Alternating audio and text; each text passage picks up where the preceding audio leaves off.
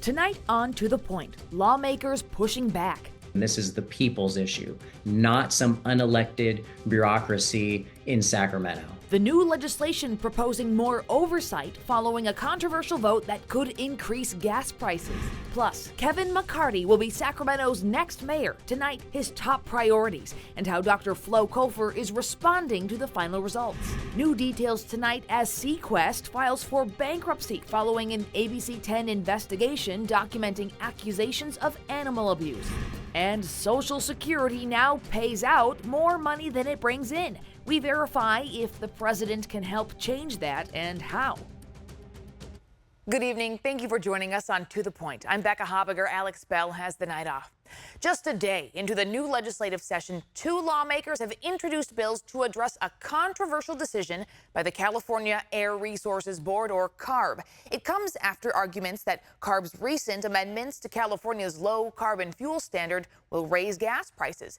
ABC 10's Jeannie Nguyen has been following these developments and joins us to explain what these bills could do. Well, Becca, in short, these bills would undo the recent vote by CARB and would provide more oversight into the board's decision-making process. Now, both lawmakers tell me it's clear that Californians are concerned about the cost of living, and the current low carbon fuel standard does not address those concerns. ABC 10 has been covering it for weeks. Madam Chair, the motion passes. In November, the California Air Resources Board, or CARB, passed amendments to the state's low carbon fuel standard, or the LCFS. That program is meant to help lower the state's greenhouse gas emissions as the state continues its transition to zero emissions by 2045. It allows major polluters like oil companies to buy credits to prevent from being penalized from the state for polluting the air. I was flabbergasted. It was really a disconnect from what Californians want. Republican Senator Brian Jones and Assemblymember Joe Patterson both introduced legislation to address CARB's decision that critics argue would increase gas prices. Jones introduced Senate Bill 2 that, if passed, would repeal the board's recent decision. It has an urgency clause in it, so if it passes the Senate and the Assembly, and the governor signed it, which would be great, then it goes into effect immediately. Patterson's Assembly Bill 34 would require the Legislative Analyst's Office to analyze any new regulations proposed by CARB before any decisions are made. Take a look at their proposals and then tell the legislature and the public how much that's going to increase the cost of gas or potentially the cost of electricity as well. Last week, CARB board member Dean Flores told ABC 10 he welcomes additional oversight from the legislature. Rightfully, they should get as many answers as they want from CARB, and I think they should obviously, oversight-wise, ask us to justify. In a response to both bills just introduced, Flores tells ABC 10 he prefers more comprehensive discussion rather than one-off bills to grab headlines. While he voted no on amending the LCFS in November and disagrees with the board's vote, he says he'd rather focus on CARB getting things right and take gotcha politics out of cleaning our air. But Patterson disagrees. This is the legislature's issue, and this is the people's issue, not some unelected bureaucracy in Sacramento. So, Jeannie, we know Democrats are the supermajority party here in California. So how likely is it that these two bills from Republican lawmakers will even go through the legislative process and see the light of day? Well, that's actually a major concern for Assemblymember Joe Patterson, who released similar legislation earlier this year to essentially delay CARB's vote, and he didn't get a hearing on that bill. Now, I did ask the Assembly leader's Robert Rivas' office how likely will Republican bills be heard if they do not have bipartisan support. I did not receive a response. Now, both spokespeople for CARB and the governor's office would not comment on the pending legislation, but the governor's office did say that bills will be considered by their merits if they do reach his desk. All right, Jeannie, thanks. We'll continue following this. So we want to show you right now a live look at tonight's Sacramento City Council meeting. This is the final meeting for outgoing Mayor Darrell Steinberg. And right now you can see council members are giving their thanks to Steinberg. Some of them have worked together for years. Sacramento's new mayor, by the way, will be sworn in next week. And that comes as there are new results in that race. The Sacramento County Registrar of Voters certified the results just hours ago. The final official vote shows Kevin McCarty winning by more than 1,900 votes over Dr. Flo Kofer. And just hours ago, Kofer conceded the race. ABC 10's Devin Truby spoke to her and has more on what she's saying tonight. We understand that some people may think that it took a little longer than they'd like. Exactly 1 month after Election Day, the Sacramento County Elections Office has counted all of the ballots and is ready to certify the highly anticipated mayoral race between Dr. Flo Kofer and Assemblymember Kevin McCarty. A mayor for everybody. Kevin McCarty gave those comments last week, claiming victory. Dr. Flo Kofer waiting until now, Tuesday, when all the ballots were counted, to concede. ABC 10 sat down with Dr. Flo Kofer Tuesday, and she hopes her ideas of compassionate and effective solutions will be considered. But ultimately, what she wants to see from McCarty is him actively listening to the community. 49.5% of the voters voted for me and wanted new ideas and change. And so now we have an opportunity to govern together, to be able to partner together and to collaborate. And I hope that's something that he takes to heart and really leads in a way that brings this community together, especially with the Trump administration at the federal level. The race was decided by less than 2,000 votes. She brought a lot to the table. She made the conversations at the 30-plus forums meaningful, helped bring issues to the forefront, and made me a better candidate, and I think it's going to help me. McCarty, set to be the 57th mayor of Sacramento, saying he's humbled to take the helm of his hometown with two main priorities for day one. One, we're going to implement a streamlined Sacramento process to help bring more jobs, more housing, more businesses to Sacramento. It's going to be a 2-month process. The other issue that we heard loud and clear in this campaign is homelessness and having a more coordinated response and more efficiently and effectively spending our scarce dollars. So we're going to issue an audit. Because this race was so close, we asked the Sacramento County Elections what the protocols are for a recount. Sacramento County doesn't have an automatic recount trigger. Any recounts here in Sacramento County have to be requested by either the candidate or any registered voter in California. So they have 5 days from the time we certify the election to request that recount. However, the person who requests the recount has to pay for it. They can choose if they want it recounted through a machine or by hand. Dr. Kofer said she does not plan on asking for a recount. Reporting in Sacramento, Devin Truby, ABC 10. Kevin McCarty will be sworn in next Tuesday at City Hall. As for Kofer, she says she will continue to serve her community, for now in the public health sector. We're also getting new results tonight in the race for Congressional District 13. This race has been tight from the beginning. It was tight back in 2022. Right now, Democrat Adam Gray is leading Republican incumbent John Duarte by just 187 votes. While Gray has declared victory, Duarte has not conceded, and ABC 10 is not yet calling this race. As election season winds down, we're getting new information from the U.S. Postal Service about ballot processing. According to a report released today, more than 99 million ballots were processed for the general election nationwide. On average, the Postal Service delivered ballots from voters to elections officials within 1 day. And more than 3 billion pieces of political and election mail were delivered this year. Many of you got those in your mailboxes. Turning now to the Trump transition. Some of President-elect Donald Trump cabinet nominees returned to Capitol Hill today. They're meeting with the senators who will decide whether they get confirmed. It comes as there's a new push in the House to release the Ethics Committee report on former Florida Congressman Matt Gaetz. Now today, Illinois Representative Sean Casten introduced a resolution asking the committee to immediately and publicly release the report and summary of its findings. Speaker Mike Johnson, a Republican, has opposed releasing the report, saying the Ethics Committee customarily drops its investigation once a member has left Congress. The House must now hold a vote on the resolution within 2 legislative days. Republican leadership is expected to introduce a motion to table once the resolution hits the floor for a vote.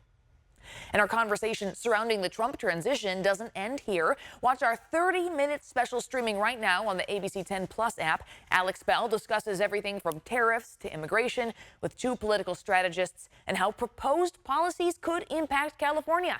Just look for Trump transition on the home screen on the ABC 10 Plus app. Still ahead, Sequest files for bankruptcy following an ABC 10 investigation.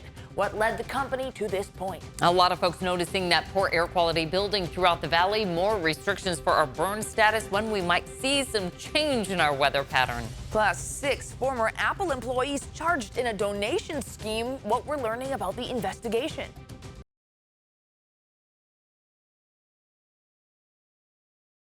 Chief Meteorologist Monica Woods joins us. Monica, if the Kings light the beam, will there be a clear sky to see it tonight?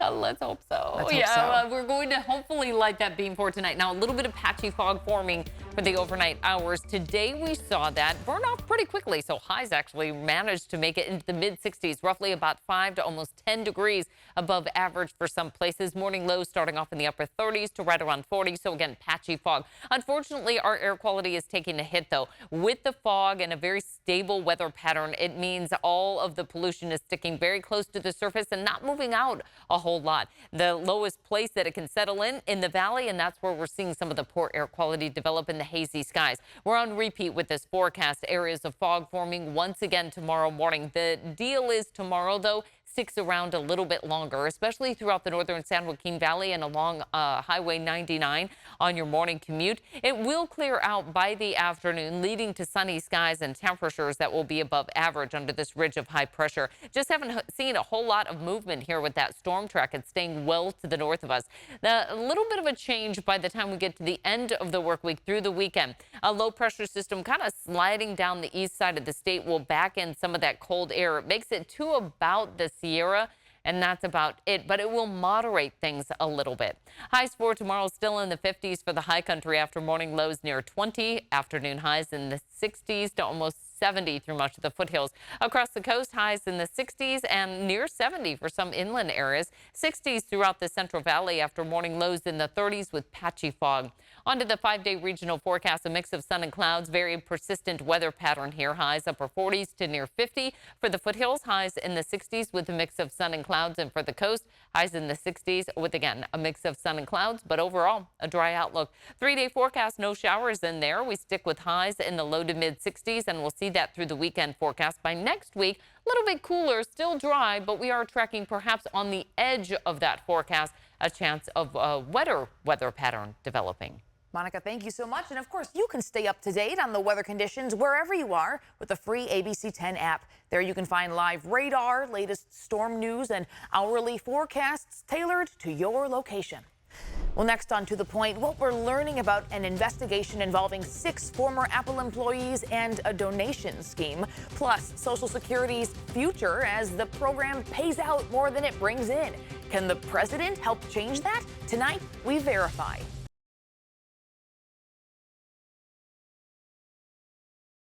Tonight, 6 former Apple employees have been charged in a donation scheme using the tech company's matching funds to funnel money back into their own pockets. Reporter Dustin Dorsey explains how investigators say the suspects attempted to pull this off.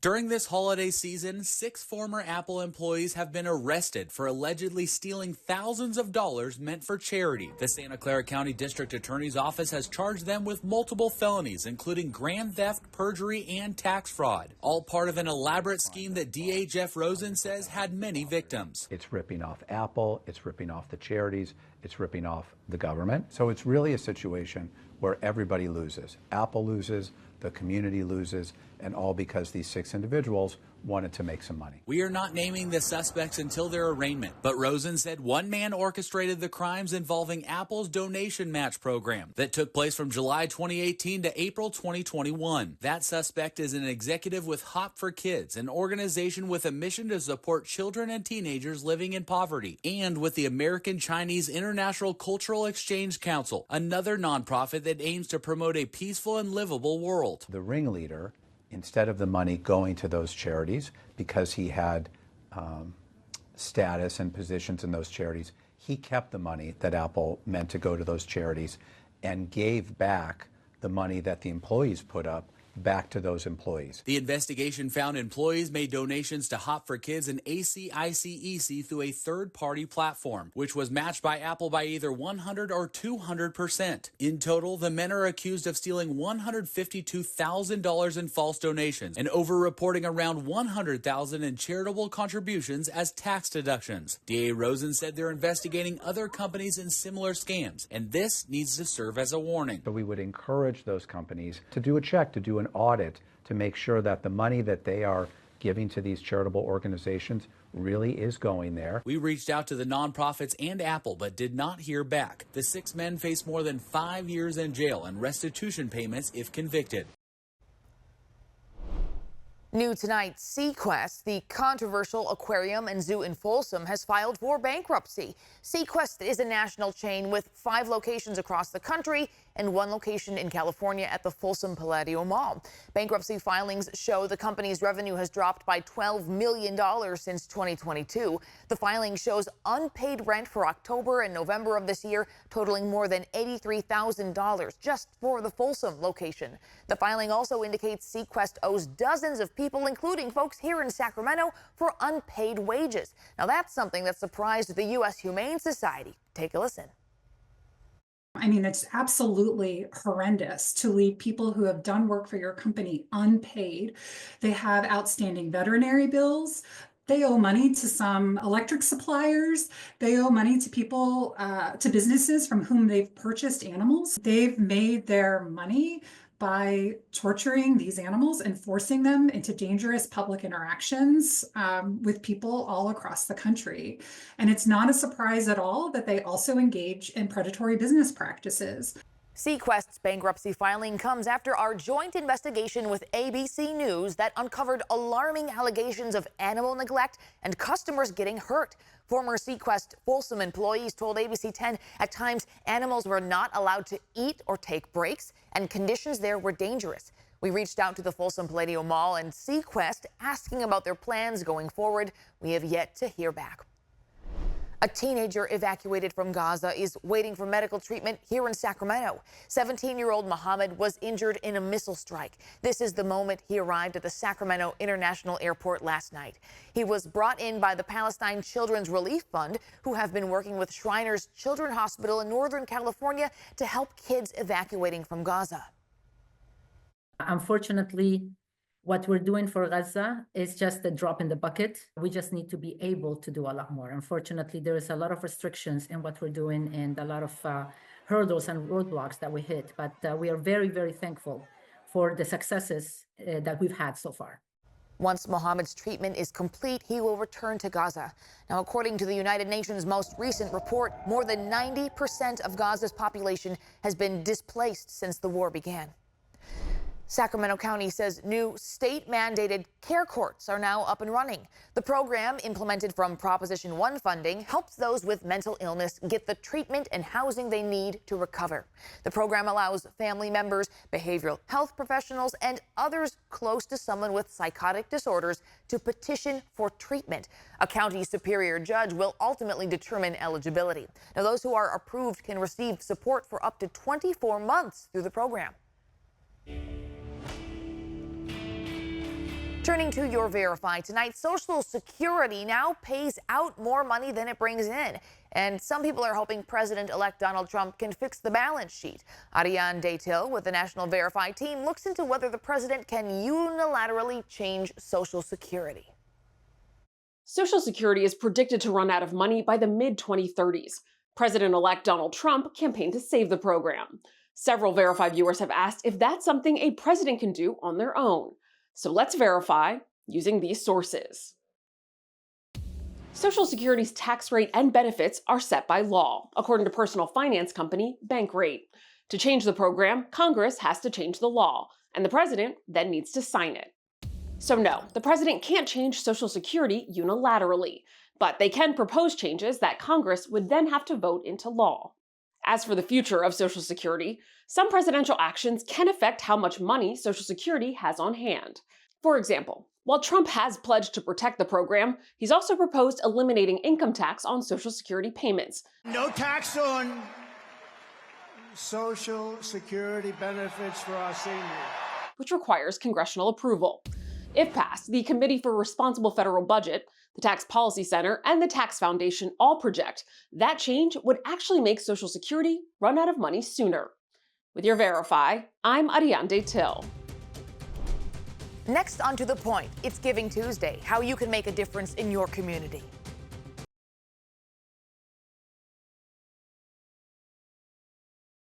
Today, people around the world are giving their time, money, and support to community organizations and other groups. It's a campaign called Giving Tuesday. It's all about encouraging people to make a positive change in their community. The campaign was started back in 2012. It comes after the start of the shopping season as a way to remind people of generosity as the holidays approach. The holiday raised more than $3 billion for charitable organizations last year. And you can help us feed people in need this holiday season. ABC 10 and Wells Fargo are teaming up for the 5th annual Stand Against Hunger. Now through December 21st, the Stand Against Hunger campaign is raising money for 7 local food banks. For a list of participating food banks and how you can help, go to abc10.com/standagainsthunger. Well, thank you so much for watching and inviting us into your home. Hey, if you have something you think we should be looking into, please send the team an email at tothepoint@abc10.com. And of course, the To The Point show doesn't end here. To watch stories featured on the show, download our free ABC 10 Plus app wherever you stream. Have a great and safe night. Go Kings, light the beam.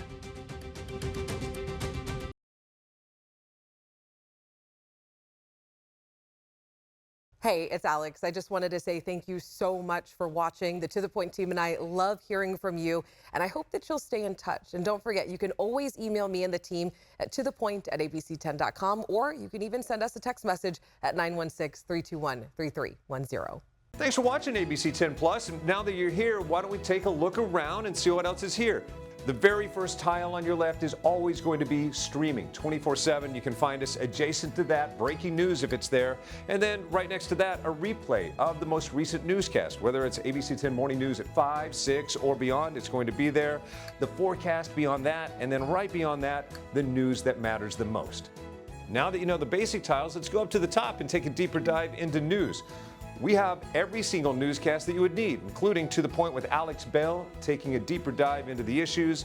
Beyond that, ABC 10 Morning News at 5 and 6 and 11, the evening shows as well. Below that, you can watch the top stories from To The Point. Under that, Dollars and Cents, where you can learn how to navigate this challenging economy.